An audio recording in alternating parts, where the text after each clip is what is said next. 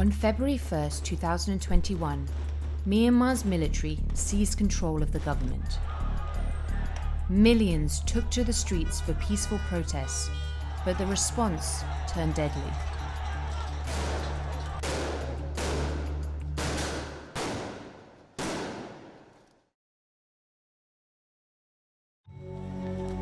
Since the coup, more than 1,200 people have been killed, including 75 children. Thousands have been arbitrarily arrested and detained.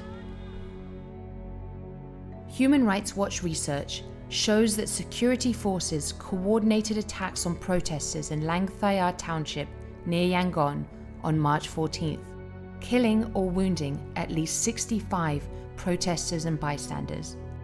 Human Rights Watch remotely interviewed 6 witnesses and verified 13 videos and 31 photographs uploaded to social media platforms of the day's events.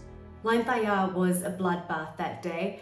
Those responsible for ordering the crackdown should be identified and sanctioned. Protesters set up multiple barricades ahead of the protests on March 14th at bus stops along the Hlaing River Road. In this video, military and police forces stood on the Tharyar Bridge looking down at protesters, discussing when and whom to shoot. One person can be heard in the background saying, "Just shoot them in the head." Human Rights Watch received multiple accounts of security forces using assault rifles to aim and shoot at protesters. 6 witnesses said security forces fired on people who were trying to reach the wounded. By using witness accounts and video analysis, Human Rights Watch mapped security force killings in Hlaing between 11 a.m. and 6 p.m. We were able to pinpoint how security forces used so-called kettling tactics to trap protesters and prevent their escape.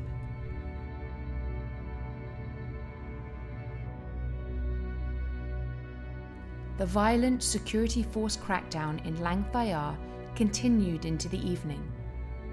The next day, the military blamed rioters and declared martial law in the area.